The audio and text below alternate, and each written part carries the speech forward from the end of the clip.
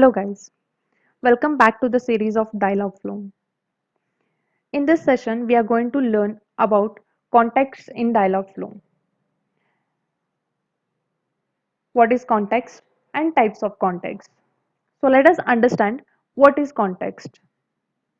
Dialogflow contexts are similar to natural language context.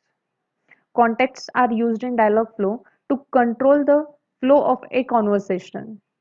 For example, if a person says they are oranges, you need to context in order to understand what they are referring to. Let's move on and understand types of context.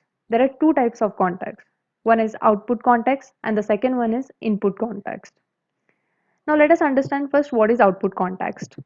Output context, when applied to an intent, an output context tells Dialogflow to activate a context. In other words, output context is getting a value from the user and storing it in a context. Now let's do it practically. In responses, I'll add as hi and what is your name. Now let's go up in context and add an output context. I'll add as username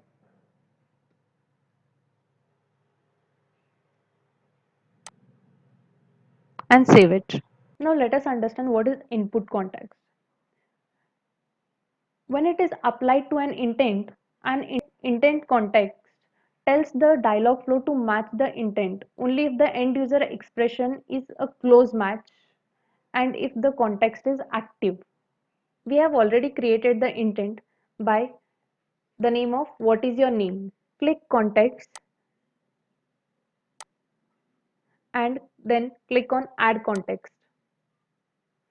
As you can see here also we have two types of context, add input context and add in output context. Now we are going to add the input context by the name of username. We are going to delete this and save it. So we have successfully created the input and output context now. Thank you guys for watching this video.